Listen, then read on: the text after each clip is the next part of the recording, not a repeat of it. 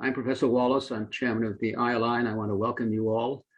Our program today, as I was mentioning a moment ago, is appropriately focused on state action. Well, this is certainly a day when a state has taken action. I mean, Russia has invaded Ukraine. I will say nothing more. I will turn things over to Al Gray. I think it's very appropriate that we have a former commandant of the Marine Corps to speak today. So General Gray, please, it's yours. Yeah, well, I just want to add my real thanks to all the panelists for today. This is a very, not only a very critical discussion, but a great time for it, because we continue to live with the state-sponsored terrorism challenge, and we continue to look for methods, if you will, to cope with this challenge. So welcome to everybody, and let's get started. General Gray, since you're here, may I just cite you when you said, I think very insightfully, that people are like weapons. They have capabilities and limitations. You have to know them both. So I think it's very appropriate to the challenges that we're facing now. If I may, I would like to first introduce the panel and then move on. As we indicated before, the focus of this event is related to state-sponsored terrorism, the challenges for 2022 and beyond. And when we planned, obviously, to deal with that, we were thinking about the continual proliferation to create severe political, social, economic, and security costs to contemporary life. And I will make a comment about this in 1 minute, but first, may I welcome our very distinguished panel. And we are going to begin soon with Jay Brett. His title is Chief of the Counterintelligence and Export Control Section, the National Security Division of the U.S. Department of Justice. I will come back to him soon, but let me introduce the other participants at this time. Next is Professor Abraham Sofer, who is the George Shultz Senior Fellow Emeritus of the Hoover Institution at Stanford University. And then Professor Rita Caldwell, Distinguished University Professor at Maryland and Johns Hopkins and Senior Fellow at the Potomac Institute for Policy Studies. And we have Brigadier General retired Asaf Orion, who is an international fellow at the Washington Institute currently, and formerly a head of strategic division in the planning directorate of the Israel Defense Forces, the IDF. Following him, we have our colleague, Professor General David Risk, U.S. Marine Corps, who is a senior fellow at the Potomac Institute and a former assistant deputy commandant, Installation Logistics Department. And then we have Dr. Nicholas Rostow, who is there now, who is a senior research scholar at Yale Law School and visiting professor of law at Cornell Law School in spring 2022.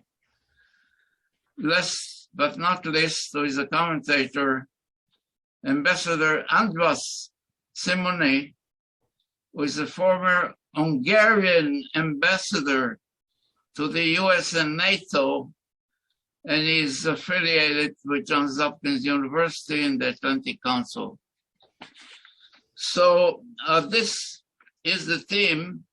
And also, if I may, I would like to welcome the invited colleagues and attendees in the United States and abroad who are joining us for today's forum, and they will follow up with some questions and comments during the discussion segment of the program.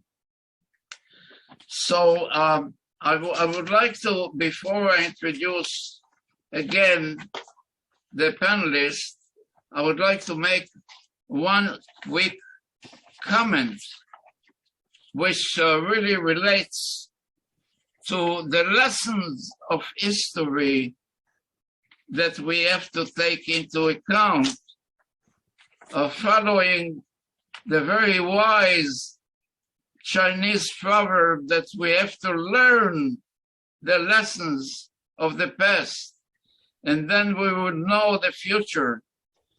Tragically, we learn from history that we do not learn from history, as remarked by philosopher Hegel. And again, I think that it is a very sad time for humanity at this point because of the situation that we see today in the Ukraine. And it is a tragedy, obviously, because when we look at the historical record, we remember in June 1941, when the Germans invaded the Ukraine and the USSR. And now we find that the Russians are in the Ukraine in the name of trying to denazify the government in the Ukraine. So with that, I would like to move on and invite our first speaker, Jay Brett, as I mentioned, who is the chief of the Counterintelligence and Export Control section of the National Security Division. I may also note that he previously served as deputy chief of the National Security section of the U.S. Attorney Office of the District of Columbia, and he dealt with many of the issues that we're going to discuss today, such as counterterrorism matters. Jay, would you please begin? Yes, thank you, Yona. I was very flattered to be invited to participate today, and seeing the other panelists and their backgrounds, it's even a bit intimidating. This is the second time Yona has asked me to participate, and the first time I begged off, in part because my current work isn't directly involved with counterterrorism. And I think maybe not knowing the audience entirely, I might just take a moment to take a step back and explain what the National Security Division is within the Department of Justice, and then sort of work to what my role, my section's role is. It is germane to what we're talking about today because we are responsible for the nation state threat writ large, and it will bleed over into issues of state-sponsored terrorism, or what I'm going to be talking mostly about, something that's maybe a slight step below that, but of something of real concern to us, transnational repression. So just a little bit of history. The National Security Division is the youngest division within the Department of Justice. It was created in 2006 and was the result of a recommendation of the WMD Commission that all the components within the department that had responsibility for national security issues would be combined into one, because up until that point, they actually were not. And within the department and within the division, we have responsibility for, again, my office the nation state threat, and then to also subsumed within that is the insider threat. But also there is a counterterrorism section, which is responsible for overseeing and supervising the prosecution of the terrorism statutes. There's the Office of Intelligence, which is responsible for appearing before the Foreign Intelligence Surveillance Court and getting process under that court, and also dealing with compliance issues. There is the Financial Investment Review section, which is involved, is the department's representative in the CFIUS, Committee of Foreign Investment in the U.S., and heads up Team Telecom. And there's also a small Office of Victims of Terrorism within the section. So my office, again, is responsible for the nation state threat, and that falls into 4 broad portfolios. We have our and there's a deputy underneath me for each of those. We are responsible for counterintelligence, which consists of espionage, traditional espionage, that is somebody who is providing national defense information to a foreign government, the mishandling of classified information, the unauthorized disclosure of classified information, economic espionage, the theft of state-sponsored theft of trade secrets, and then a statute that I'm going to be referencing a fair amount in my comments today, 18 United States Code 951, agent of a foreign government. This is, it's often confused with another similar statute, the Foreign Agents Registration Act, but it's different. And it deals with people who are here in the US and are acting at the behest of a foreign government. It has a very broad scope as to the types of activities, and really sort of the paradigm example of a case under this was our prosecution of the Russian illegals about 12 years ago. So we, in those cases, focus on covert foreign intelligence officers, their co-optees, other individuals who've been enlisted to engage in political activities that would not otherwise come under FARA on behalf of a foreign government, and also procurement agents on behalf of a foreign government. I think I'm correct in saying that the U.S. has been fortunate in not really having experienced on its soil a true act of state-sponsored terrorism. In my world, what we see and have been able to prosecute are disruptions of international terrorism, and also disruptions of acts that are sort of preparatory to some potentially violent activity against people here in the United States. Probably in terms of disruption of a state-sponsored terrorist plot, the best example, again, of our prosecutions is the case from about 10 years ago of Mansour Abadsiar, who was working with the Quds Force in Iran and plotting to assassinate the Saudi ambassador to the United States. And again, he was caught, he pled guilty, he was sentenced to 25 years of incarceration. We have not seen what has been experienced in Europe, particularly on behalf of Iran, where dissidents have been murdered or dissidents have been kidnapped and forcibly returned to Iran. As I'll be discussing, we have seen very early steps that would be preparatory to that, but we have not seen that here, nor have we seen Russia, as it has in Europe, taking steps to retaliate against individuals who have cooperated with Western governments against the Russian state. Though, as I'll be describing, we have one matter recently which could have been in the very, very early stages of that.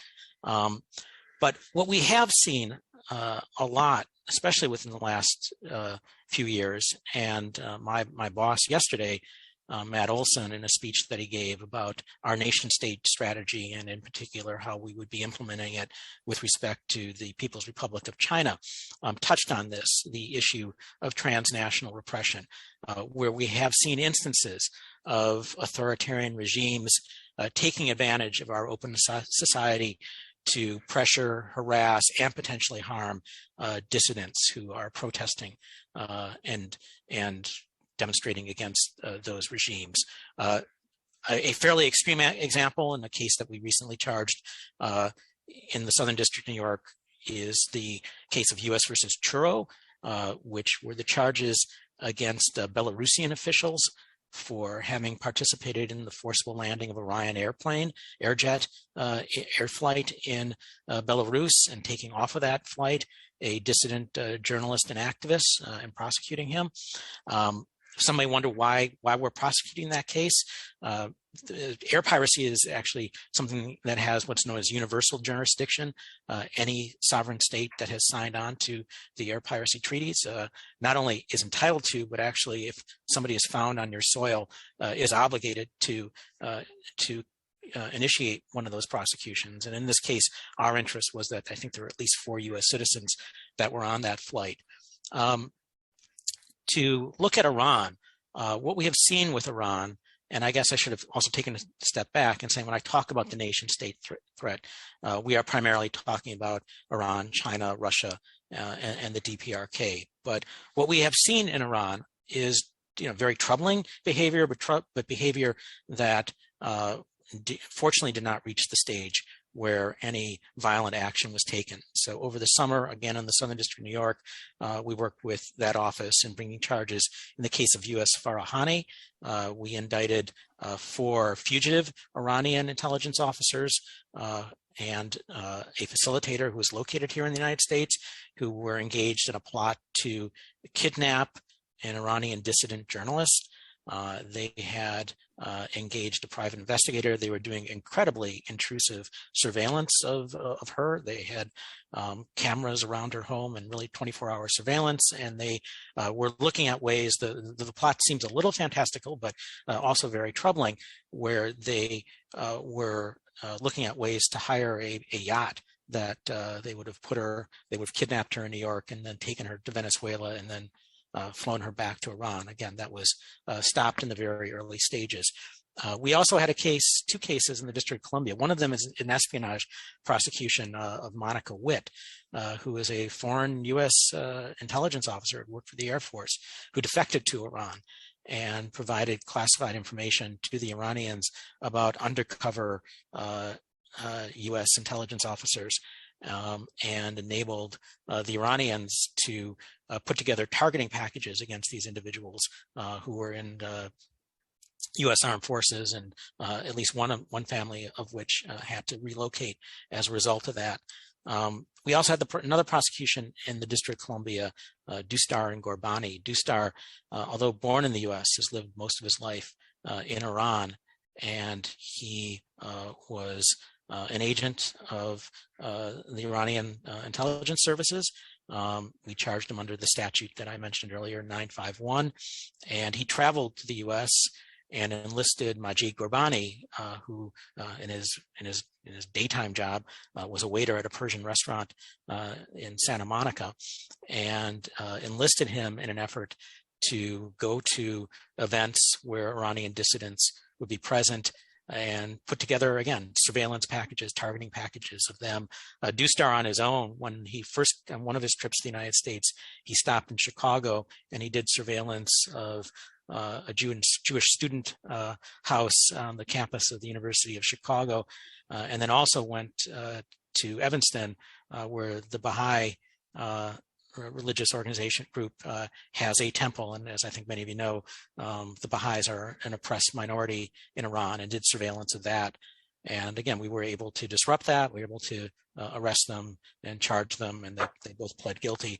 Dustar was eventually then, when his sentence was over, sent back to Iran.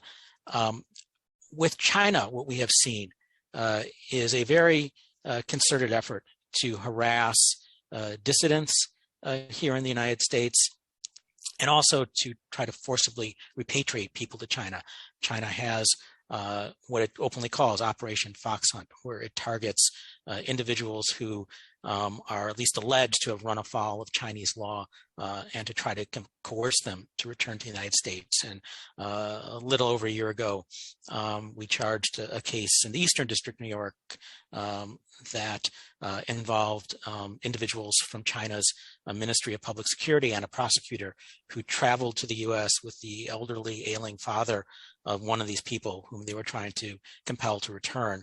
and tried to coerce that individual to return. They also had hired a private investigator in the New York, New Jersey area to do surveillance.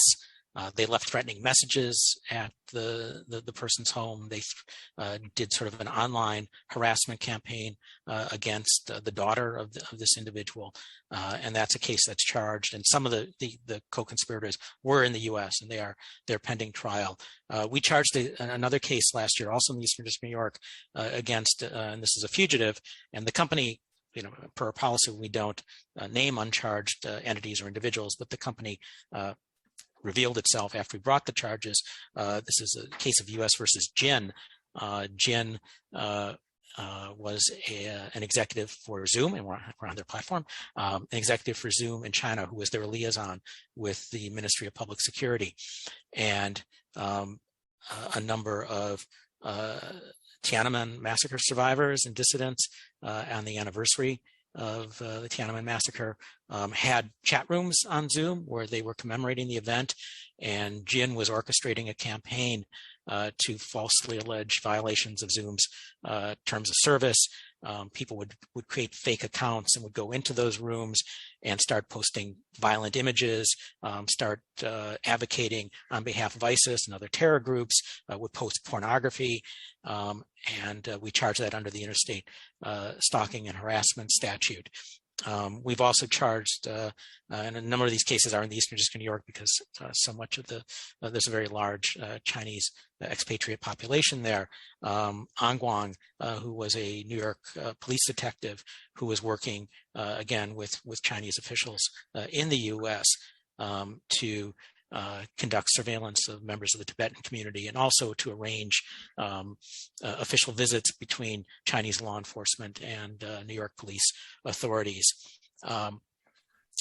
In terms of Russia, we recently unsealed a case in Florida, Cabrera Fuentes. Also, we charged under 951. What he pled guilty to was that he's a Mexican citizen, and he also lives in Singapore, but he was a co-optee of a Russian government official, and he was tasked with coming to the United States and to do surveillance of an individual who had cooperated with the U.S. government and was resettled here. The Russians were able to learn that individual's location, and he was caught taking pictures of the person's vehicle and the parking structure at the condominium complex where the person lived, and he pled guilty as well as acting on behalf of the government of Russia in doing that. And again, no knowledge that this was preparatory to some sort of attack, but it certainly was very concerning conduct. Similar to the An Guang case, we also brought a case in the Southern District of New York recently against Pierre Gurgis, who is an Egyptian American who had cultivated a number of ties with Egyptian members of the NYPD, and he used those ties to get non-public information on critics of the Sisi regime who are in the U.S. And again, an example of transnational oppression. An older case we have, which is scheduled to go to trial in the summer, involves is U.S. versus Abu Amma in Northern District, California. That Abu Amma worked at Twitter and was co-opted by Saudi officials to, again, Twitter has relationships with both domestic and foreign law enforcement to provide proper law enforcement information, but there are limits on that. And Abu Amma was tasked and succeeded in that task in getting information on Saudi dissidents that the government, through its normal law enforcement channels, was unable to get. So that's sort of the overview of, at least in my world, where we act in this sphere. Again, not state-sponsored terror in the traditional sense of a mass casualty event taking place in the United States, but instances of repressive foreign regimes acting here to strike out against their critics and dissidents. Thank you very much, Jay, for your comprehensive overview of the perspective from the Department of Justice and focusing on transnational repression, I think this is the most useful beginning for our follow-up now with our other speakers. Then we will have an opportunity also to question you about some of the other related issues. So thank you again, and I would like to invite Professor Abraham Sofer, as I mentioned earlier, the George Shultz Senior Fellow at the Hoover Institution. And incidentally, this particular honor scholar is named to a former U.S. Secretary of State, George Shultz, as we know, who made many contributions to U.S. and global security considerations. At any rate, Abe has a very distinguished background, as many of you know, academically, professor of law at Columbia and Stanford, and some of his major books are displayed right here in his contribution to our work. He published also in our reports on the rule of law, and he served as a judge in the U.S. Southern District of New York City, and also a clerk to a Supreme Court justice, and legal advisor, former legal advisor to U.S. Department of Justice. Abe? Thank you. Thank you very much. It's a pleasure to be here, and I congratulate Jay Bratt on a very substantial agenda. I don't know why you should feel, Jay, that you're doing anything but God's work, proceeding in the manner that your agency has. I also want to say hello to my friend Don Wallace, who I've known for many, many years, and to my former colleague, Nicholas Rostow, who is also a very dear friend. And thank you for including me in this very impressive and meaningful group of people. I will speak very briefly about Iran, the JCPOA, and terrorism. I think it's important to try to understand the relationship of terrorism to the JCPOA at some extra level of depth in order to appreciate how deficient that agreement is in its addressing the issue of Iranian terrorism. We are on the verge of rejoining the JCPOA, and our people will be subjected to a rehash of arguments on the merits of that understanding, with the proponents claiming, with some justification, that rejoining the JCPOA is essential because President Trump's withdrawal was a failure, in that rather than capitulating to the US demands, Iran progressed significantly beyond what the JCPOA would have allowed towards establishing the capacities it needs to develop nuclear weapons. I have always opposed the JCPOA, but I also opposed Trump's withdrawal. The deal was front-loaded for Iran, and Trump was walking away from several years of Iranian compliance without gaining anything. In my view, the US could have imposed additional economic sanctions without leaving the JCPOA, including restrictions on Iran's oil sales based on Iran's non-nuclear activities, including its support for terrorism. I also warned that withdrawing from the JCPOA would result in the US losing its right to invoke the snapback of the UN sanctions that had brought Iran to the negotiating table. The Trump administration disregarded these points. Instead, it announced that it was inviting Iran to accept a set of sweeping published restrictions that the Iranian government refused even to discuss. And the administration made a laughingstock of itself when it attempted later to invoke the JCPOA's snapback provision, despite its having withdrawn from its own commitments under that agreement. My opposition to withdrawal has not, however, changed my view that the JCPOA is an unacceptably weak and flawed arrangement, and that its renewal would not serve U.S. interests. While the understanding does contain important nuclear-related provisions, they are of limited value in that Iran has successfully insisted that they expire no later than 2031.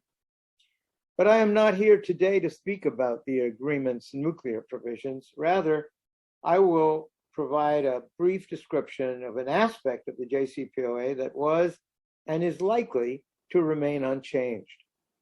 Specifically, it fails to mention, let alone prohibit, Iran's continued support for terrorism.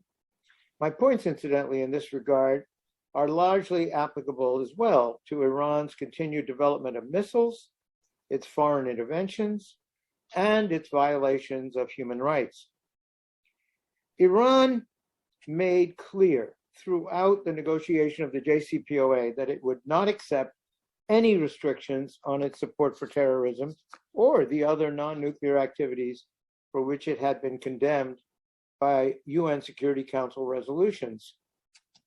It succeeded in that effort, as is demonstrated not merely by the JCPOA's silence on terrorism, but also by the agreed revocation in the UN resolution implementing the JCPOA of the resolutions condemning Iran's support for terrorism and ordering it to stop such support.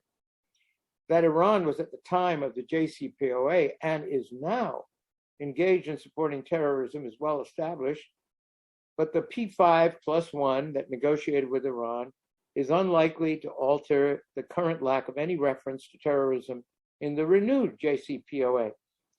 The press indicate that some $7 billion in assets held in South Korean banks will be unfrozen, and that Iran will reduce enrichment activities to 5%, and that it will release some hostages who hold US citizenship. It will undoubtedly also lift oil and other allegedly nuclear sanctions in returning to the JCPOA regime. The Biden administration has already advanced a defense for this outcome. It asserts that it will possess, unaffected by the renewed JCPOA, the full range of sanctions adopted by the US to deter terrorism to use against such Iranian activities. It is this argument and its implication that need to be understood. It is correct to contend that the JCPOA left and that its likely renewed version will leave in place the terrorism sanctions adopted in US law. It is laughable, however, to suggest that those sanctions could conceivably be effective in deterring Iranian support for terrorism. Those sanctions have been in effect for over 35 years, but have utterly failed to deter Iran.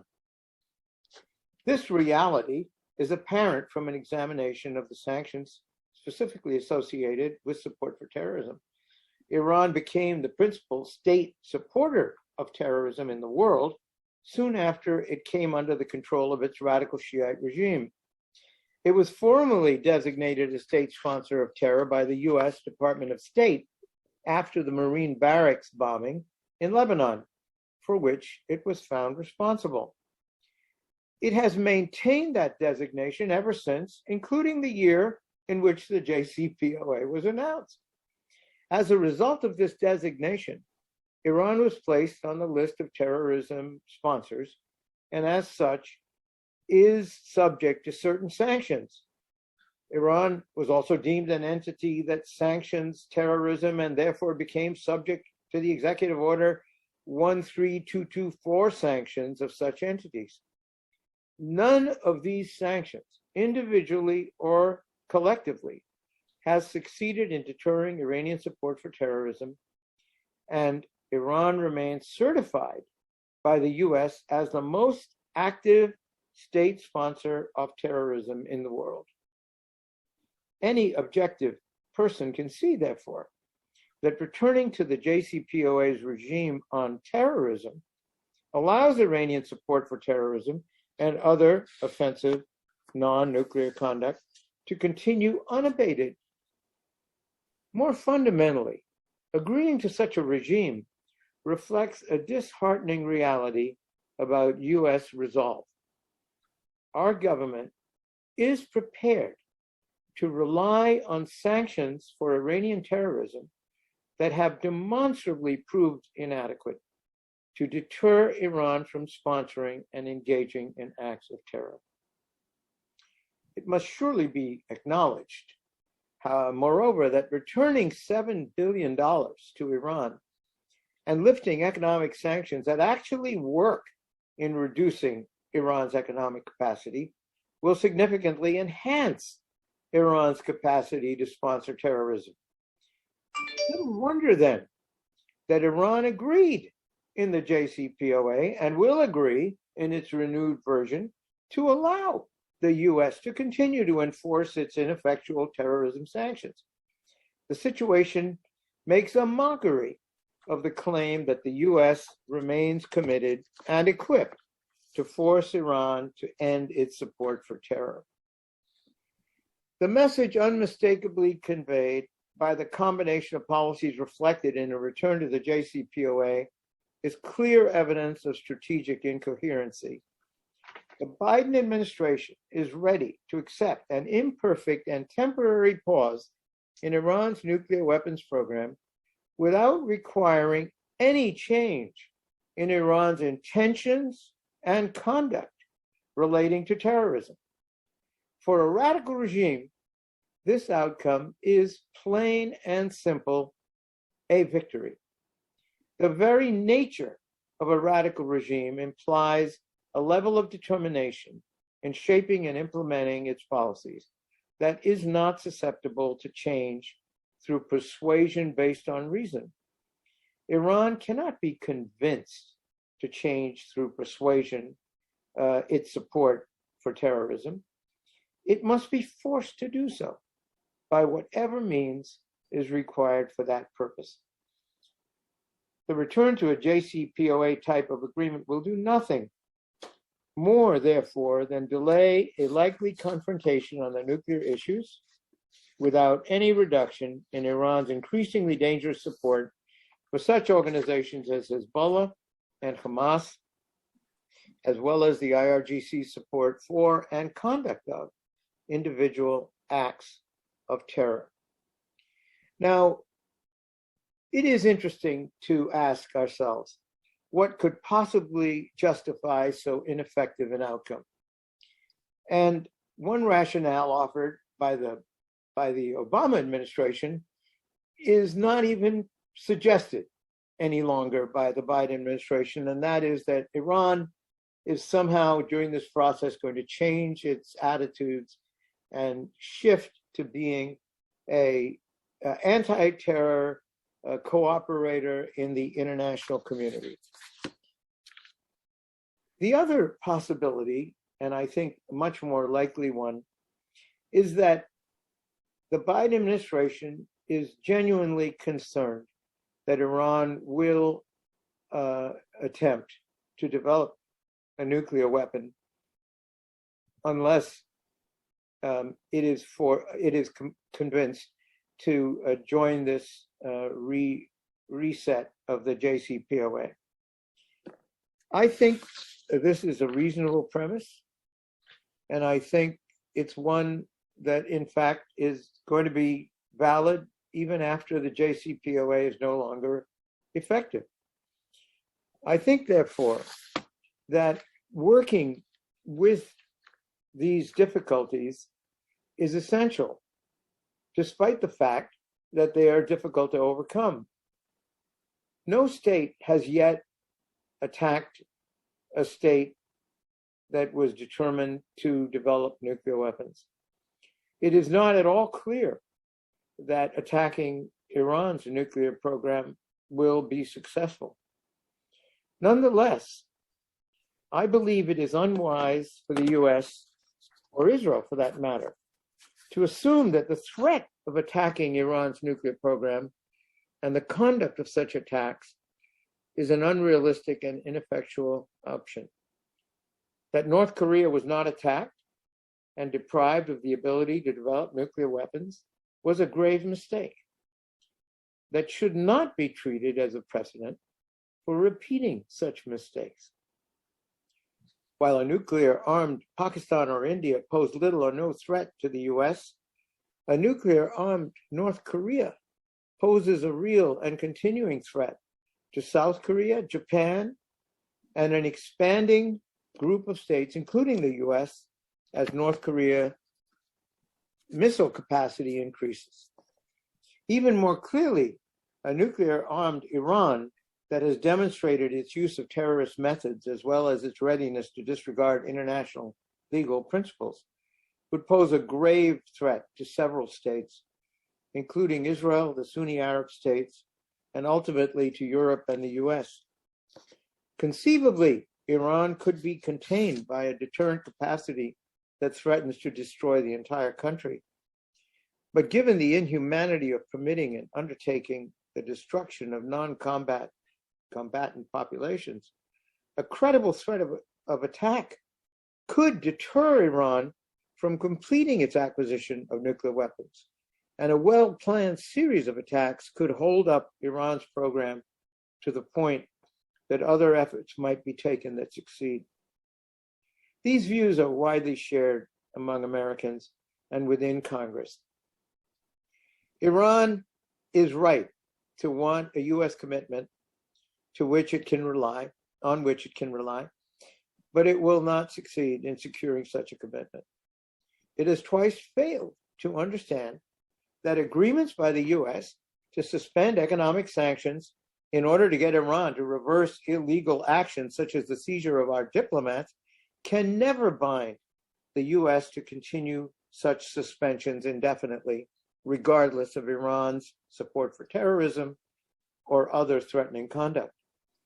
While the Algiers Accords included a US commitment to lift all economic sanctions, that undertaking was not treated by President Reagan as preventing the US from imposing sanctions when Iranian mines damaged US Navy vessels and Iran attacked US Kuwaiti flagged vessels.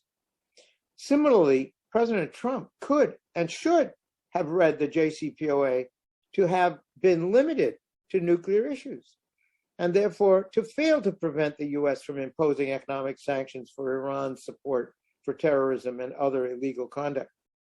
Once again, Iran may wrongly assume that it will be immune from punishment for conduct not regulated by a renewed JCPOA. While the process of arriving at such a point is tedious and has been tedious, and it sends an unfortunate message about American resolve, we can take some comfort in the fact that the renewed JCPOA's deficiencies and ultimately its lack of authority under US constitutional law will last only so long as the political leadership of the US is prepared to tolerate abandoning the effective protection of the American people from terrorism and other significant threats posed by Iran. Thank you. Thank you very much, Abe, for you focusing on the Iranian challenge on the level of the nuclear threat, as well as the terrorist threat, the conventional threat around the world. And I'm sure that our colleagues who are going to follow you will also make some comments related to the Iranian challenge. And now with that, I would like to move on in the interest of time to invite our colleague, Professor Rita Caldwell, who worked with us for many years on these issues related to biological threats and the pandemic. During the pandemic period, she contributed a great deal to our studies and work, and her work on the international network to address the emerging infectious diseases is contributing to reaching some sort of solutions in this area. And as many of you know, she was a director of the National Science Foundation and also participated in many positions for the US government, nonprofit science policy organizations, and the educational and scientific research. And with that, we would like to invite her to make some of her comments. Thank you very much, Yona, for the very, very kind introduction. It's a tremendous honor to be amongst the very distinguished members of the discussion group and panel today. I will be very brief, and I suspect that my comments are more or less moving from the sublime to the much more mundane. I'm very keenly interested in why radicalism and extremism appeals to the individual actors who can be performing on behalf of the state. And that is, I will also confess that I'm very much influenced by my membership and participation in the Royal United Services Institute, RUSI, an independent think tank that I think many of you are familiar with, and their work on violent extremism.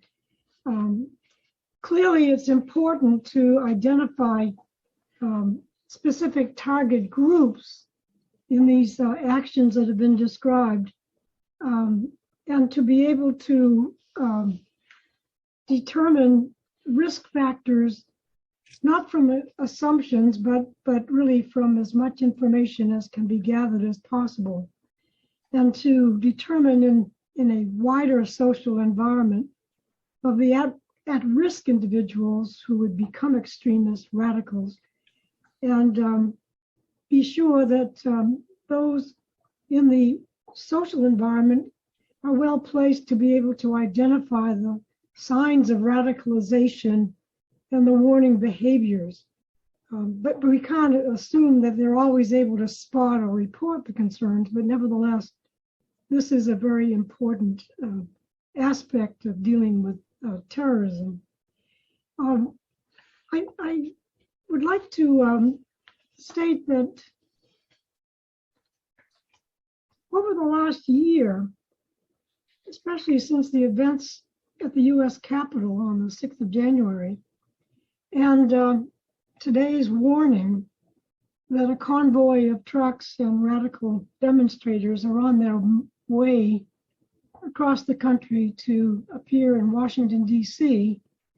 in a week or so, I just can't feel that it's totally coincidental that this kind of activity is at the same time that we are having this horrendous invasion by Russia into the Ukraine.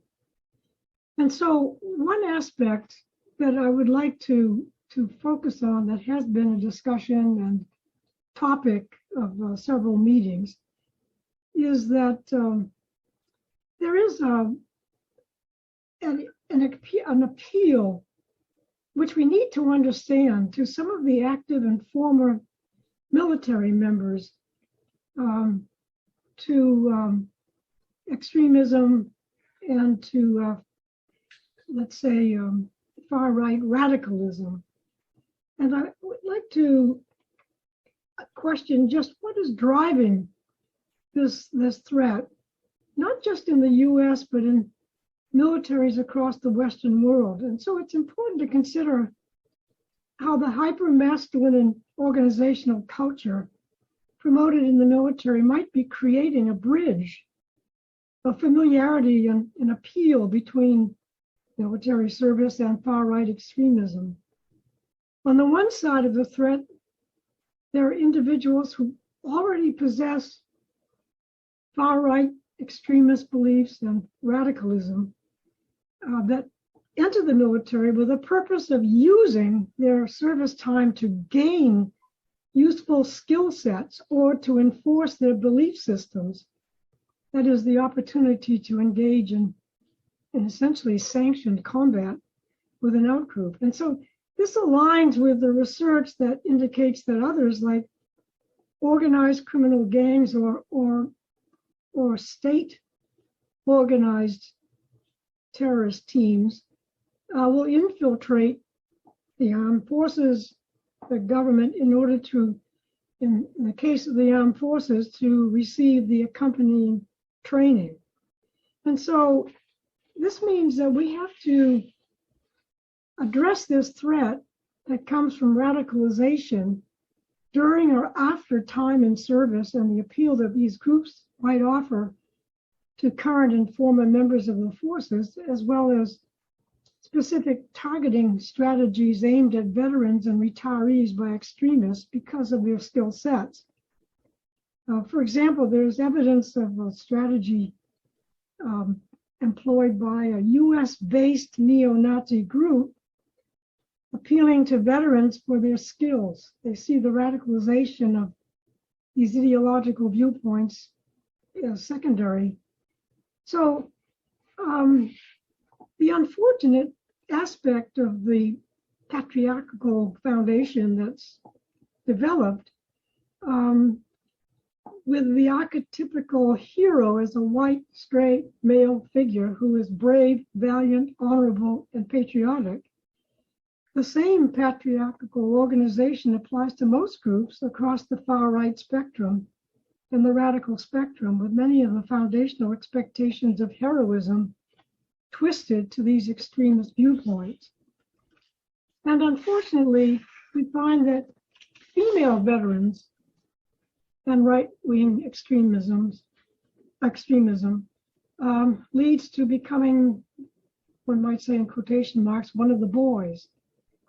And so as we reflect on the anniversary of the January 6th riot, the current invasion underway, as we discussed this afternoon, and the demonstrations that are being prepared, I think we have to gain an understanding that can help us better prevent repetition of January 6th, and to be able to work to understand what drives the kind of radicalism, extremism that is demonstrated not just at the state level, but guided at the state level to individuals who carry out these acts of violence. So I hope these comments do contribute to the discussion and are not tangential, but in fact, sort of fundamental or foundational, I guess is probably the better word, for what seems to be happening in countries across the globe, and that we seem to be in a very, very dangerous and tenuous time in this country directly and globally as we witness the events transpiring in Ukraine today. So with those remarks, I will listen to the other discussions and look forward to the Q&A that we'll have at the end of our session today. Thank you. Thank you very much, Rita, reminding us that we have to look not only at the state-sponsored terrorism level, which is probably the most dangerous to consider, but also to look very closely at the violent extremism, radicalization, and the level of groups, right-wing, as you mentioned, but also we found groups around the world that we're going to mention probably later on in connection with Iran, such as the Hezbollah or the other groups that do exist that we have to counter and deal with them as well. So now with that, I would like to move on to Next speaker and guest, Asaf Orion, a retired Israeli brigadier general and defense strategist who worked on a broad range of issues related to Israel regional political and military strategy and policy. As I mentioned earlier, Asaf is currently with the Washington Institute for Near East Policy, but after retiring from the IDF in 2016, he joined the Institute of National Security Studies in Tel Aviv, affiliated with Tel Aviv University, and he serves there as a senior research fellow. Asaf? Good evening, and thank you for inviting. I think Nicholas is trying to tell you something. I think he was asking me to make a comment. We've been chatting. In response to something Professor Colwell had said about some of the potential coincidence between current events and the emerging truckers rally, on whether we are seeing foreign influence on right-wing groups. And so, there's always limits to what I can't say, but actually the general point is that we really have not seen a lot of influence of foreign governments, and in particular Russia, on right-wing groups in the United States. I'm glad to hear that. It's a terrifying thought if otherwise.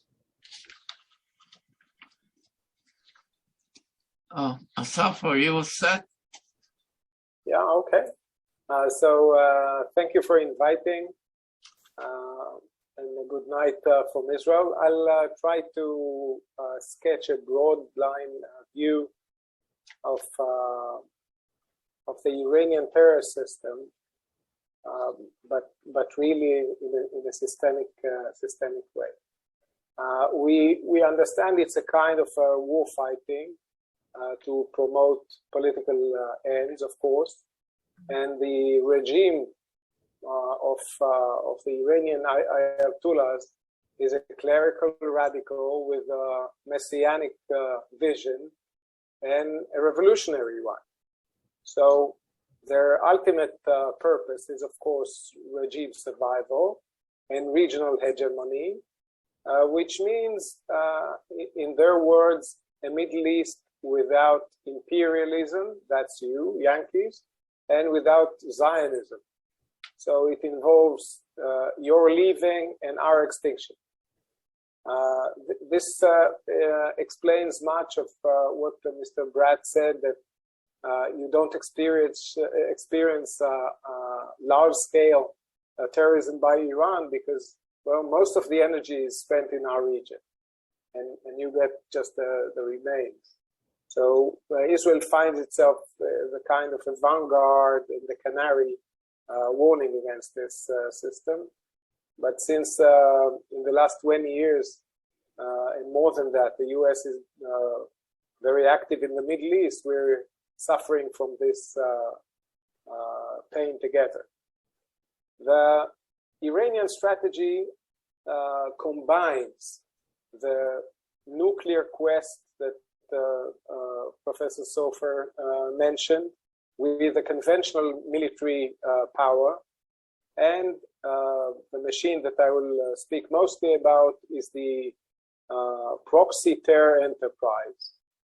And they also have overseas terror, like what we've experienced in Argentina, in Thailand, in India, in Azerbaijan, also the famous case from Cafe Milan in DC with the Saudi attempt. And they've been doing it both with the Ministry of Intelligence and Security, MOIS, and the Quds Force. But if I need to characterize the Iranian art of war, it came out of the formative experience of fighting Iraq on their land with their blood. And I think they came out with this experience of never again. So the art of war of Iran, as we see it mostly, is an indirect warfare. And this means that if Mr. Bratt described the retail side of terror, we see this system as the wholesale and a much more military characteristic of the system. The philosophy is fighting from other people's land and with other people's hands. So this is against Iran's enemies, Iran's victims, US forces, US allies, Israel, Gulf states, and so on. It allows Iran a level of deniability, distancing responsibility and accountability. It allows them to develop deterrence, diversions. But this is the important thing in the understanding it is it's a system. And it's beyond just sponsoring terror. It's spawning terror, it's spewing terror, and it's cloning terror. It's a full ecosystem. The logic of this system is harnessing the resources of a rich nation state, a pretty industrial, pretty progressed and advanced in sciences and capabilities. They scout and identify the right political groups in other countries, usually weak countries, and they nurture those groups by funding, by training, by ideology guidance, by arming, of course. And if you leave it long enough to stew, you wake up, you start with the lowest link in the Lebanese food chain, and you end up with the top dog, most armed, most powerful, actually dominating the system. So this logic has been generating a whole network of proxies from Afghanistan till Lebanon, with I think branches now budding also in Latin America. And I would pay close attention to the appearance of Iranian UAVs in Venezuela recently. Our Minister of Defense just pointed this out. And this network, we and our US colleagues called the Iranian Threat Network. So it's a full structure to follow and understand. Graphically, if you just look at the flags of the Pasdaran, of the IRGC, the Iranian Revolutionary Guard Corps, in blue, and then Hezbollah, the Lebanese Hezbollah, in yellow, and you see the same graphics of the hand and the rifle over usually something with to do with God's name.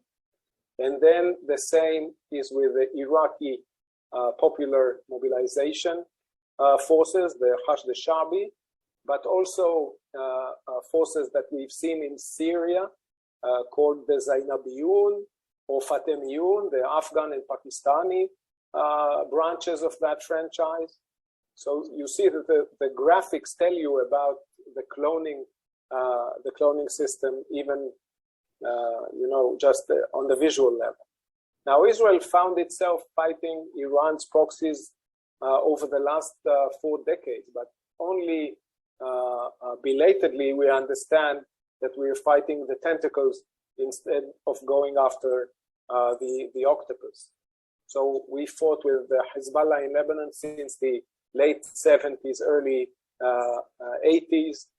Then Hamas, a Sunni organization among the Palestinians, the Palestinian Islamic Jihad.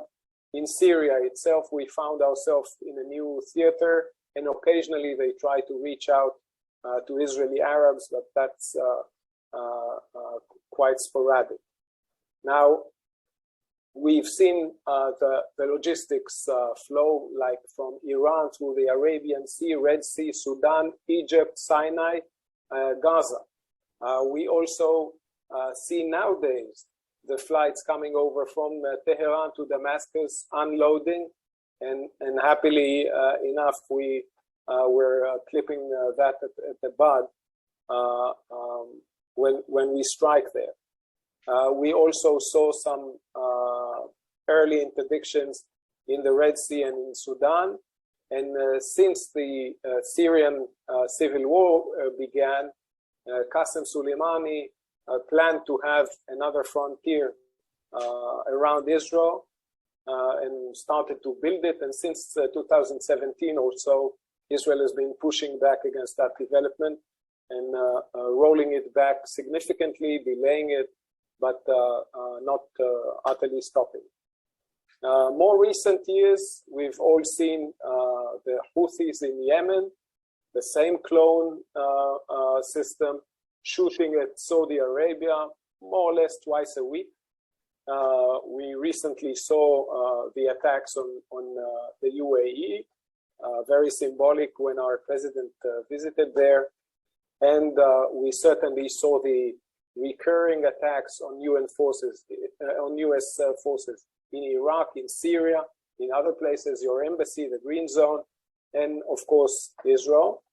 On the technological level, we saw them going all the way from, basic guerrilla rifleman skills to IED, to IEDs, improvised explosive devices, which we met first in Lebanon, and then the US forces met later in Iraq, a very lethal aspect of Iranian warfare, then going to rockets of all calibers and ranges, then going to missiles, more recently to drones and UAVs, and also precision, which means that you need to shoot very few munitions to get the impact that you are seeking.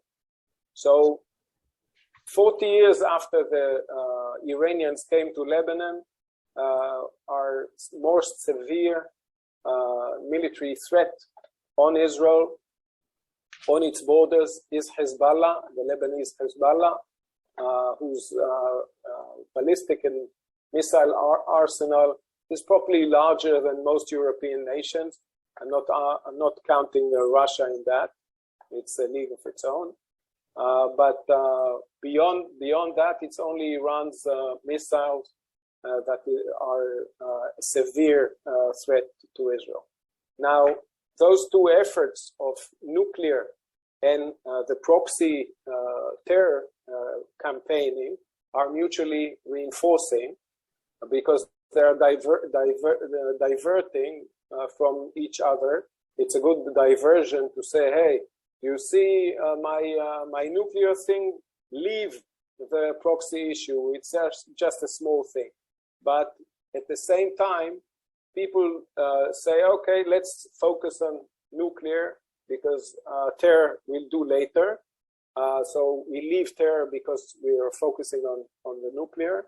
And we lack resolve on the nuclear stuff because we are afraid of the terror repercussions.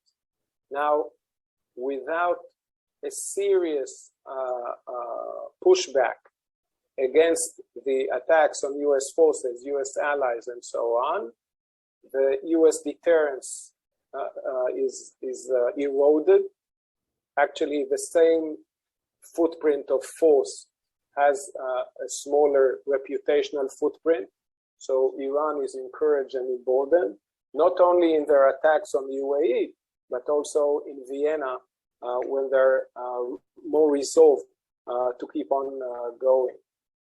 So the response to this system I just shortly described means that we need a parallel approach dealing with both problems at the same time. We need to design a response which is commensurate with the design of the problem or the challenge. Israel, in the recent years, came up with what it calls the campaign between wars, which is actually Israel's joining the long twilight war that Iran is waging, and it optimized when it's a common, combined, desirably in coalition, multi-dimensional, multi-domain, focusing a lot on the Quds Force as the main center of gravity of this network. And in fact, going not after the tentacles alone, but after the octopus head as well. I know it's not a kosher solution, but it might work. Thank you. Thank you very much, Asaf, for providing some insights into the structure of state-sponsored terrorism of the Iranian model and the Iranian network around the world. So we're grateful to you for joining us from Israel, and we'll come back to you later on with some other questions and comments. Now I would like to move on in the interest of time, so we left some opportunity for discussion. So we're going to call on our colleague, Brigadier General retired David Risk, U.S. Marine Corps, as I mentioned before, and senior fellow also at the Potomac Institute. And I'm grateful personally to him for contributing to our academic work, some of our studies. He was educated at the State University of New York, Geneseo, and also received master's degrees from the Marine Corps War College and Master of Art also from the U.S. Naval War College. General Risk. Thank you, Yona, and thank you for including me in this extremely talented panel and critical topic. My focus will come from experiences while serving in Anbar Province, Iraq in 2006 and early 2007. First, it appears that the effort to stem state-sponsored terrorism is not succeeding, or better stated, is not working to the level that it needs to be countering the threat. When one views this problem through the lens of applying the elements of national power to solve, DIME, that's diplomatic, informational, military, and economic, it might appear to the average American that the military effort has been the driving force. The perception of the American people may not be entirely true.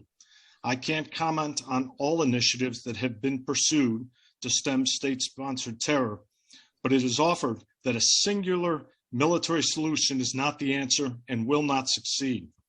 Military is needed, but there are other leverage points that must be exercised. I'll offer two examples, one very tactical and one strategic, on how to apply economics to potentially assist in being the driving factor of stemming state-sponsored terror. I'll point first, though. In 2006, I was introduced to a map of oil and gas infrastructure throughout Iraq.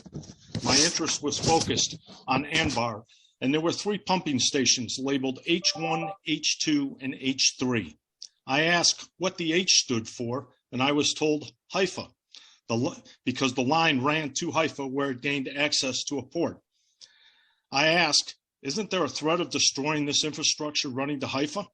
I was looked at in a most serious, and I felt quite sophomoric in receiving this manner, and the response was, that doesn't happen. Remember that thought, please, in defeating rogue elements that want to disrupt economic profits. The tactical example.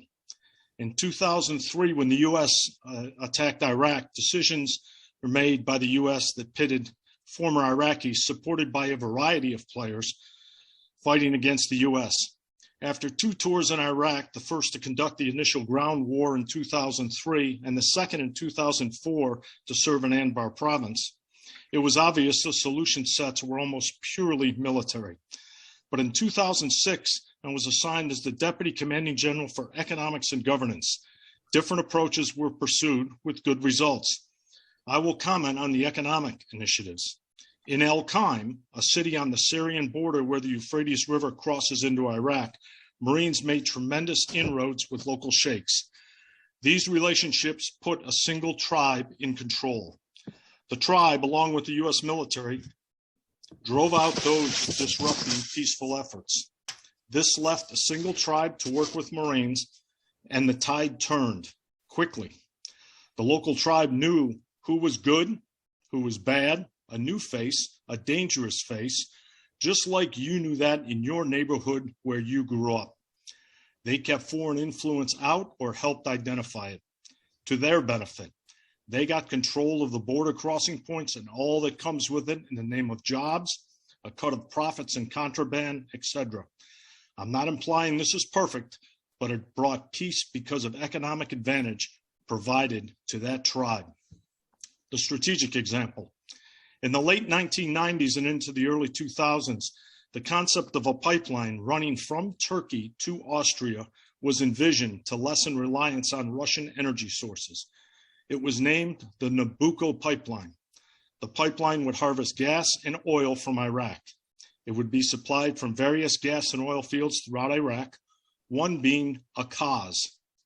Akaz in Anbar province runs parallel to the Syrian border, and its worth is estimated at over $3 trillion, that's a T, dollars when oil was $54 a barrel. This was the essence of the Baku pipeline that came to fruition at about this same time. There are tremendous complexities in executing a project of this magnitude, and this analogy does not downplay those challenges. But imagine today if the Nabucco pipeline was in place, given the current Russia-Ukraine situation, let alone what occurred in Syria along the northern border of Iraq in the past decade. Last, in 2006, just before Christmas, the governor of Anbar and the provincial council chair and myself attending a meeting in Baghdad with the number 2 representatives of each ministry in Maliki's building. We had spent months working our way up to this level of meeting to fight for Anbar equities, Anbar being predominantly Sunni, led by a Shia-controlled central government headed by Maliki at this time. It was a normal 4+ hour meeting that ended around 8 p.m. There was such bickering, but I thought it went well. Barham Saleh, the current president of Iraq, chaired the meeting, and at one point he leaned over to me and said, "How do you like the way we do things?" To which I replied, you have been to Washington, D.C., correct? We both kind of smiled at each other. After, though, I expressed to the provincial chair and the governor that was a productive meeting, in my opinion. They looked at me and they said, "They say one thing in the meeting during the day, but the country is ruled by men with black robes and long beards," a reference to Iran. I responded this meeting was very good and was always skeptical of the Shia boogeyman behind all anti-Sunni growth. The provincial chair grabbed my arm. We walked to Maliki's office and walked right past 2 guards at the door. As the provincial council chair pushed open the door, there sat Maliki with 3 men with long beards and in black robes. He turned to me and he said, "See, there's no way staging that was impossible." Asaf, I see you are smiling at that. Akaz and the Nabucco pipeline was an asset that potentially did many things. It countered Russia. It empowered Anbar, which in turn would counter Iran. This double blow to Russia and Iran would counter state-sponsored terror. No doubt Iran was controlling the levers of power in Iraq and elsewhere. Iraq's geographic location in the Middle East and its potential wealth with raw materials, not just gas and oil, will always be important to counter Iran. In both cases, economics would have fought against an external actor who is exporting terror, Iran directly and Russia. We need to be looking for more economic alternatives. This is the Chinese approach to the project as they project economic power, obviously through their Belt and Road Initiative. And the US needs to do this better. Dime can be very sharp tools and must not be applied bluntly, though. We have to be careful not to export the gangsters of capitalism when we engage in the future, or we will look poorly in the eyes of the country we are trying to help us. Thank you. Thank you very much, David, for sharing your experience while serving in the Anbar province in Iraq. and providing some roadway how to deal with these challenges.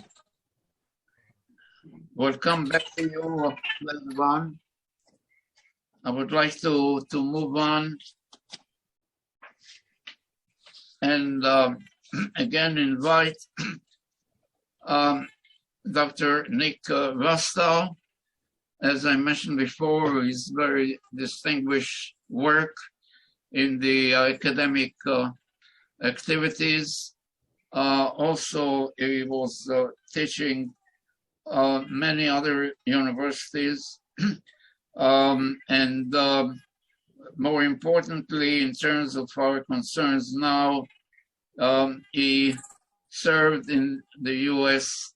government over the years as a general counsel and senior policy advisor to the delegation to the UN, as well as a special assistant to Presidents Reagan and George H.W. Bush for National Security Affairs and legal advisor to the National Security Council under General Powell, and also as a special legal advisor or assistant to the U.S. Department of State. Nick? Well, thank you, Yona. And it's very good to be here again and to see Abe Sofair, who got me started in this business when I was one of his special assistants. It's and I think his critique of the JCPOA could not be more salient, and I only wish the Biden administration would pay attention. But I'm sure they'll learn the hard way that they should have. I'd like to make a few points about the nature of state-sponsored terrorism and the law governing it. It won't be news to this group. I don't know what kind of an audience beyond the panel we have, but I was pulling together some thoughts in the wake of the Russian invasion of Ukraine, because the Russians have used their own version of terrorism in that connection, and it's pretty old-fashioned. It's something Hitler made a point of doing against Czechoslovakia in the 1930s, and it's just astonishing to me that we've seen a replay of the Hitler's playbook in our own time. It's something I wish President Obama had called Putin out on back in 2014. In any event, it's a form of asymmetric warfare, and it has a very long history. And one of the reasons it has a long history is because, from a cost-benefit analysis from the perpetrators, the price is right, if you will. And the victims have never been able to raise the price so high that people stop engaging in it. And I remember that in 1981, when Alexander Haig became Secretary of State, he said that international terrorism was the #1 issue facing and challenge facing the United States. And we know that the Soviet Union and Russia and China and Iran and Libya and North Korea, among others, have engaged in the sponsorship of terrorism because they can keep their midst relatively invisible. Their hands are not there. I remember, unfortunately, I was never able to really ask him on what basis he thought this, but Wayne Downing, when he was head of counterterrorism at the NSC at the time of 9/11, said that he thought Iran was behind 9/11, but he died before I could go back at him and ask him if he had acquired any evidence. At the time he said that he did not have any evidence. And but Al-Qaeda is the perfect instrument of a state because it wants to commit acts of terrorism anyway. So a state can provide funding or equipment or passports or in other ways facilitate its activities without in any way having to guide those activities because the instrument wants to do it anyhow. It's almost the perfect actor.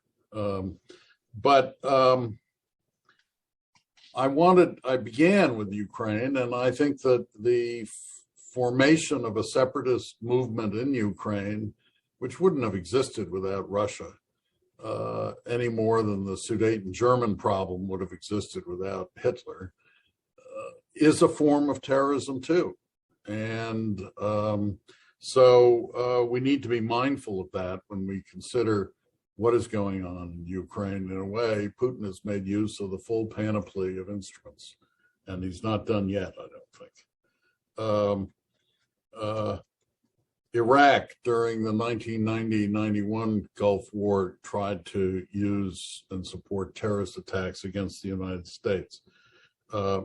Pakistan has supported terrorism against India. I don't think India's done it against Pakistan, but perhaps they have. The whole point is to avoid accountability, and that's why it's useful. Now,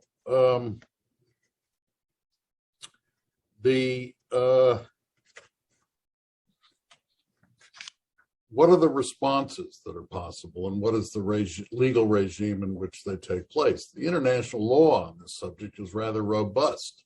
You not only have the fundamental principles of the UN Charter, the prohibition on the use of threat of force against the political independence of states, but also the inherent right of self-defense against armed attacks if they occur. And notwithstanding the ICJ's opinion on the Israeli security wall, there's no language in the UN Charter specifying who or what has to engage in the armed attacks in order to trigger the right of self-defense. And so non-state actors, terrorists, with or without state support, can be the actor that allows a state to respond. In addition, there is this great sweeping UN Security Council resolution 1373 adopted right after 9/11, which requires, as a mandatory decision of the Security Council, all states to criminalize and prevent the active or passive assistance to terrorists. It leaves to states the power to define what a terrorist is, but harboring terrorists, financing terrorists, providing weapons, training, access to anything is prohibited. And in addition, states have to report on their capabilities to the UN Security Council committee set up to work on capacity building. So that's one, not only one rule that's mandatory, but a mechanism that's been effective in narrowing the space in which terrorists can operate. And together with the UN Security Council Sanctions Committee, has done useful work. It hasn't ended the problem. And the problem is not going to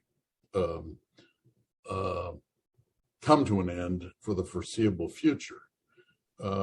Notwithstanding the Security Council's efforts, there are also treaties that define as criminal and as terrorist certain specific acts. So there's really very few things a terrorist can do that aren't illegal, and illegal under domestic law and illegal under international law. So what to do? Well, one of the things that's happened is that private sector lawsuits, and Abe's and my old friend Alan Gerson was one of the first to do these things, have proliferated, and they narrow the work, the room to maneuver of these people. I'm working on a case now involving the FARC, and it's one of a number of lawsuits that just chase the bad guys and keep them tied up. Doesn't prevent them from perpetrating criminal acts, but it makes life more complicated and deprives them of some resources. Now, for the future, the technological context is going to be increasingly challenging for defenders against terrorist attack. We can expect, as there are predicted to be rapid technological changes in the next 10 or 15 years in the information technology area, that the means available to terrorists to wreak havoc in the cyber domain will increase and become even less expensive than they are now. And with the probably increasing availability of encryption and other sophisticated applications, the job of law enforcement and national security defenders will become increasingly difficult, and attribution will become increasingly difficult, although not impossible. And the answer to all of this is, as it has been demonstrated since 9/11, is robust international collaboration in the counterterrorism area, exchange of information, and collaborative police and intelligence efforts. There are no shortcuts, but until the price is raised to the point where Iran is not going to engage in terrorism, Russia will not engage in terrorism, North Korea, etc., won't. Until the swamp is drained so that no state really tolerates it, it's going to remain a problem. It's the poor man's alternative to the 101st Airborne Division. And you're just going to have to live with it, but fight it tooth and nail. So I think that I'll stop there. I would like to just add, while Ukraine is not a terrorist operation per se, to me, it is the most threatening event since the end of the Cold War. It's sort of Saddam Hussein on steroids, if you will. And I don't think Russia would have engaged in this operation without having a large nuclear arsenal. And I expect it will have a terrible impact on efforts to control nuclear proliferation. And I worry very much that Mr. Putin his example is to make the nuclear weapons the key to being able to engage in conventional aggression. And it's just got not to stand, as my old boss, George Herbert Walker Bush, said in 1990. So I'll stop there.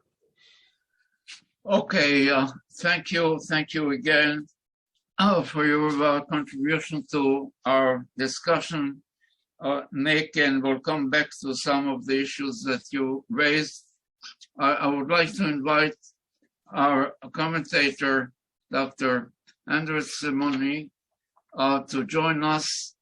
And as I indicated earlier, he was a former ambassador of Hungary in the United States and at the NATO. And when he came to the US, he joined the academic work of the Johns Hopkins University, as well as the Atlantic Council. He contributed also to our work on the terrorism during the pandemic. Andres?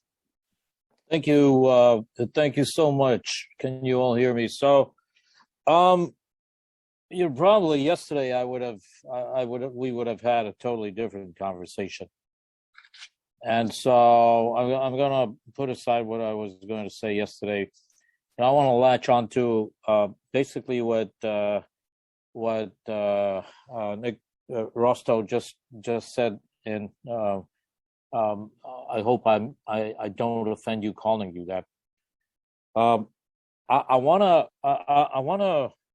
you know, I look at my question here is, what is this experience with Russia today going to mean for state-sponsored terrorism in the future? And I think that's the long-term strategic question we will be grappling with.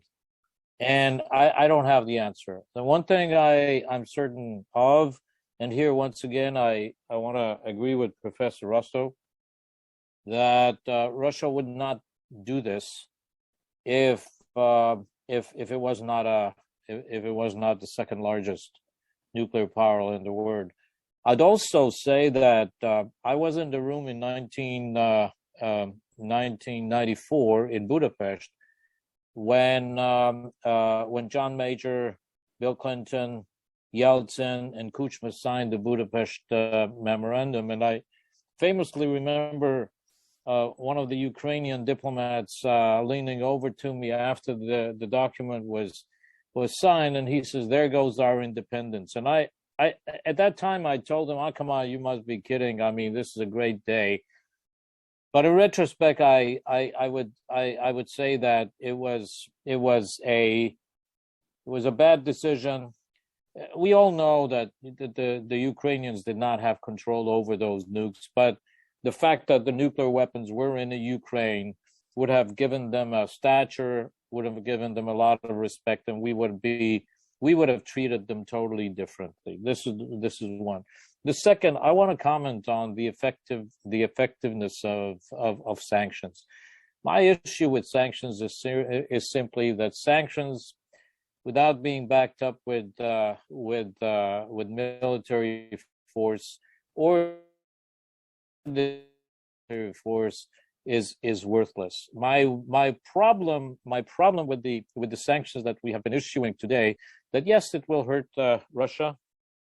It will hurt some sectors in Russia, but and that is why I totally disagree with the Biden administration that they took the possibility of a military threat off the table way too early.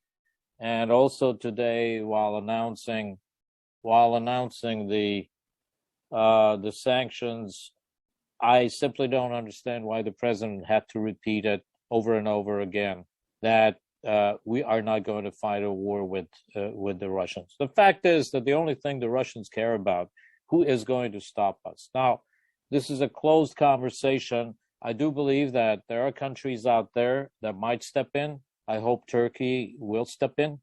I really think that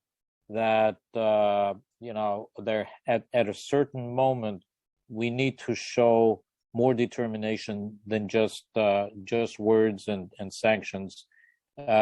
Also, given the fact that Putin has been thinking over how the sanctions will hurt the Russian economy. And the last thing I want to say is that there's a great Russian saying: "You stop dancing with the bear not when you are tired, but when the bear is tired." And my problem really is, and my real worry is, that the West, maybe under pressure from our citizens, will get tired way sooner than the Russians will get tired, and that is really a major danger. One thing I do know, that the security situation has changed overnight. I don't think this is being appreciated. And then the final comment.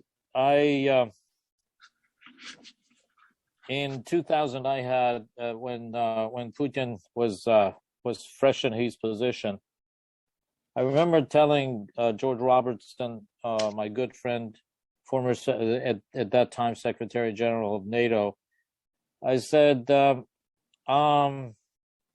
George, I have a really bad feeling about Vladimir Putin. And I said, look, down the road, we will be seeing a resurgent Russia, and you will see that this KGB thug is going to be trouble. And George famously said, Andras, you're a Central European. You're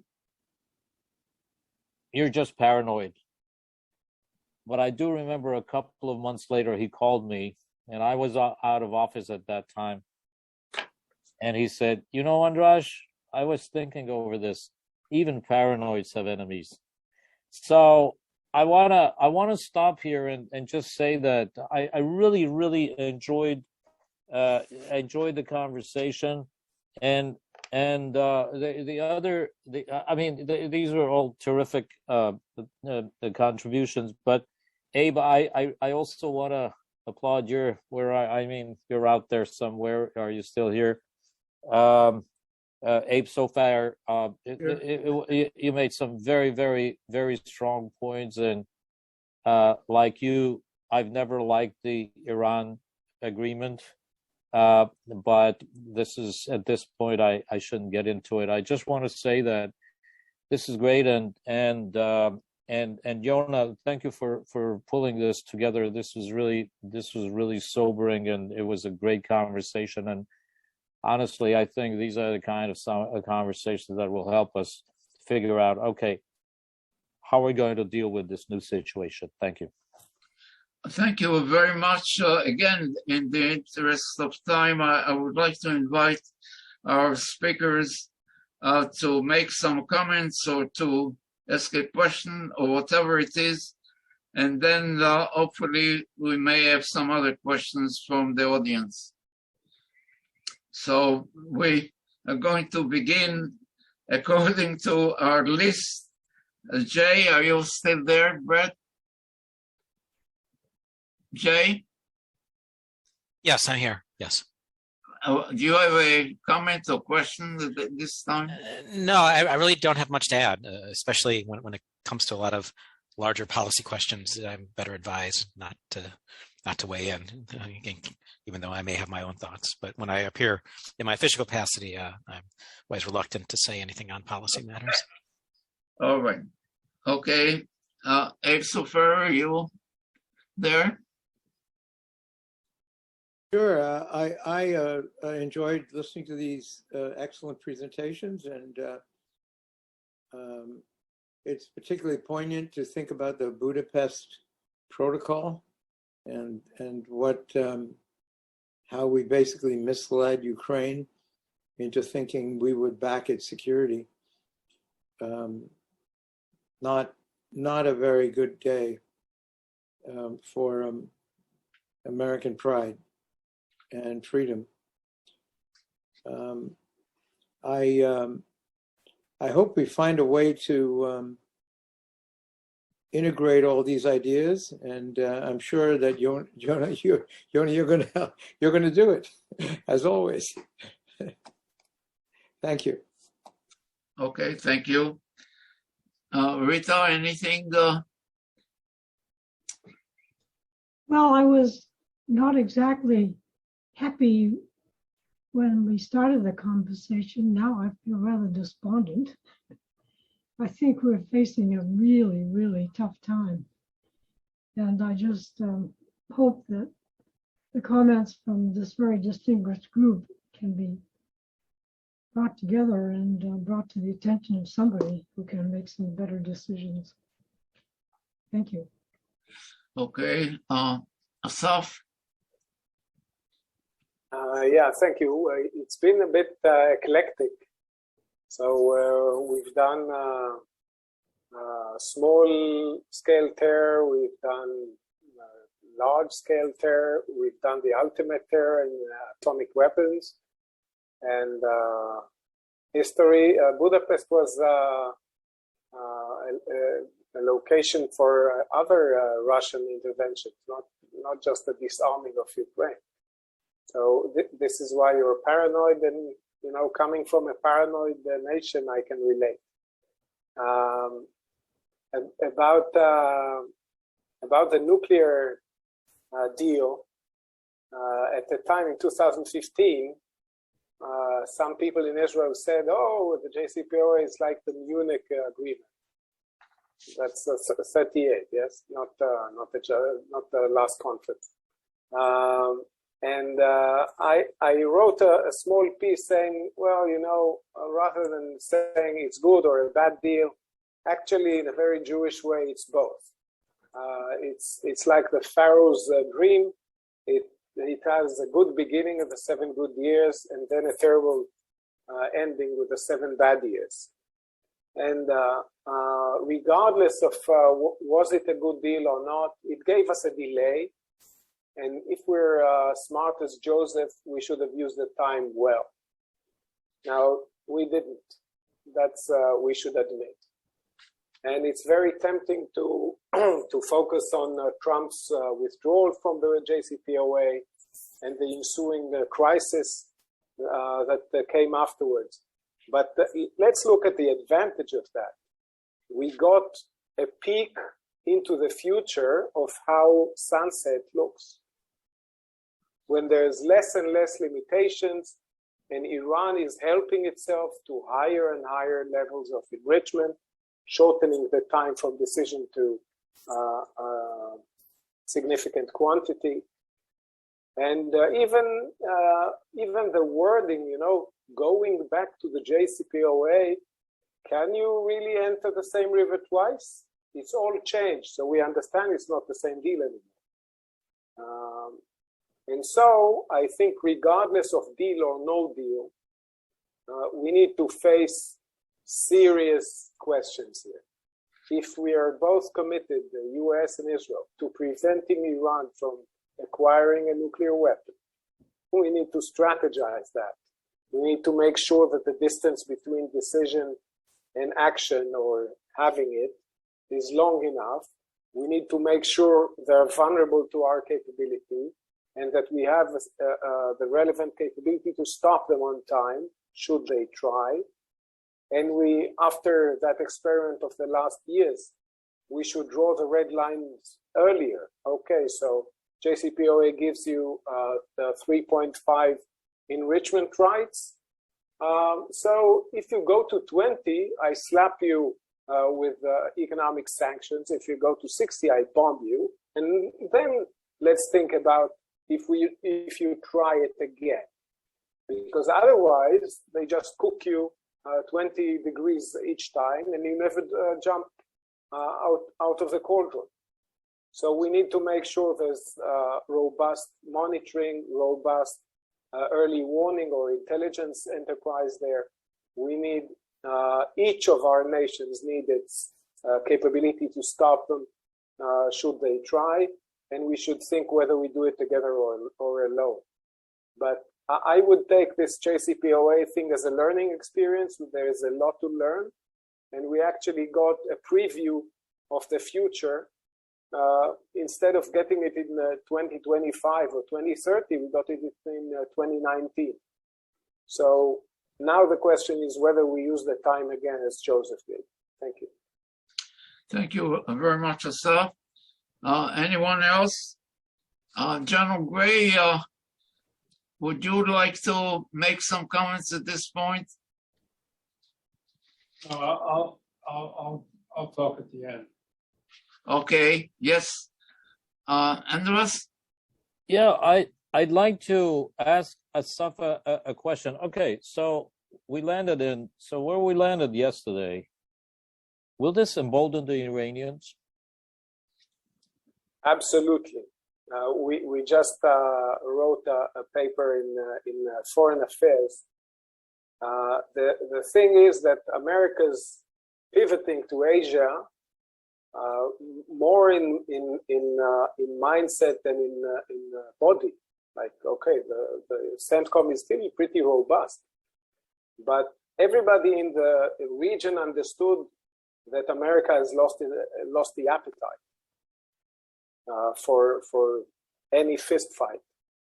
And this vacuum is not filled by China and Russia in the Middle East. China doesn't do this kind of service line, and Russia does a different set.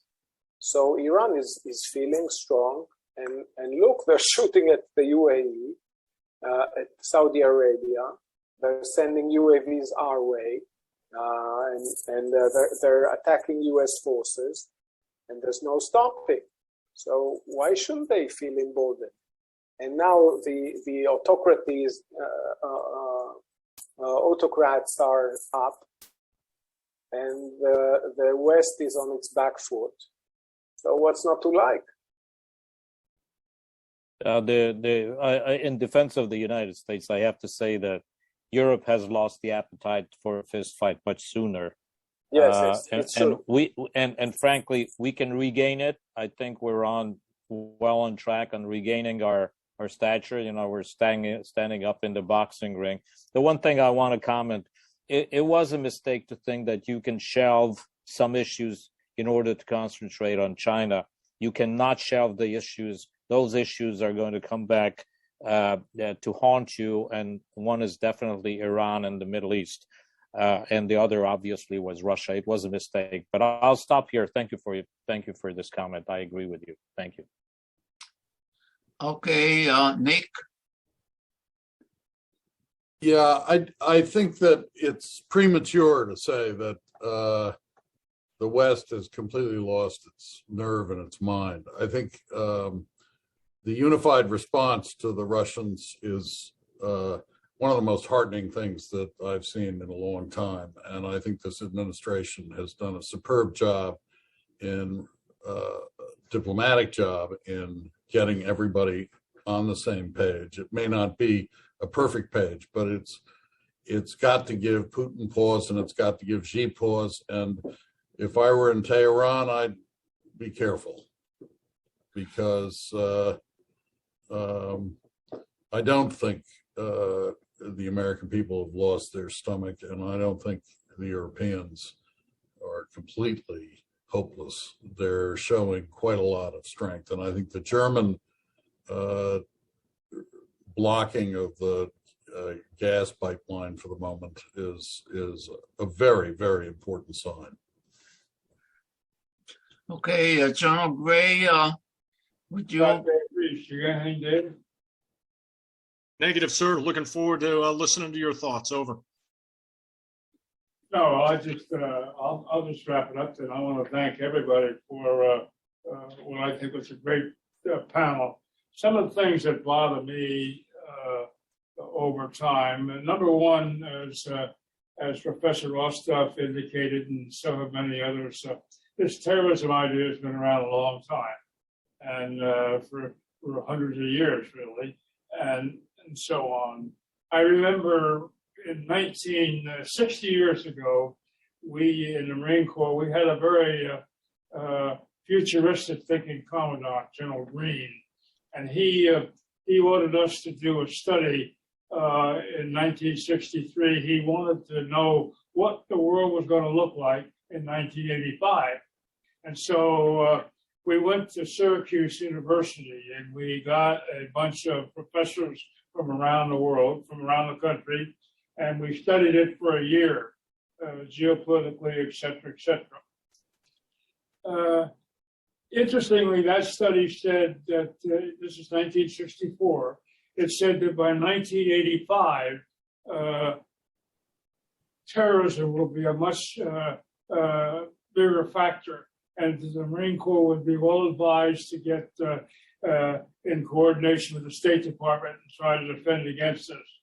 So these things can be done, but of course, nobody paid much attention to that kind of thing. What bothers me, when we have these terrorism events, there's this tendency to want to go over the leader. Well, I don't believe in that. You don't declare war against the leader, and you don't declare a war against the tactic. When you replace the leader, just replace the leader with another one that's better or just as good. And we need to go back to thinking about really educating the American people on what this is all about, and to learn to play the what-if game, to figure out a better way to trail the money that's going into all this, and above all, stop giving it all the attention that it gets from the media and all of that. I mean, all these things go against what we're really trying to do, and yet we don't seem to come up with any kind of game plan to deal with all that kind of thing. So those are the things that bother me, and I think we need to continue to teach our young people and old as well how to play the what-if game, and to really learn to deal with all these kind of things. So that's sort of my comments on this. Thank you very much, General Gray, and I would like to thank our speakers and panelists. And simply the clock is ticking, and we would have to end this discussion, but hopefully the discussion would stimulate some other discussions among the public, especially at this stage of history, because we must survive and prevail all the challenges from state-sponsored as well as from other groups who are employing conventional and are trying also to use some biological or chemical or maybe some nuclear capabilities. So thank you again, and let's hope that the future would be brighter. You know, one other thing I want to add, we need to give serious thought to what we're going to do when we have a terrorist event. For example, after the Beirut bombing in 1983 of the Marine headquarters, we should have blown those people all out of Becker Valley. We should have done something, and we did nothing. And normally, you know, these are the kind of thing. I recognize we've got to be smart about it, and there's world opinion and all that. But we ought to have some actions lined up to when these kind of things happen, because they're not good. They're a danger to all the people, and we ought to do something about it. So thank you again for your comments, and good afternoon.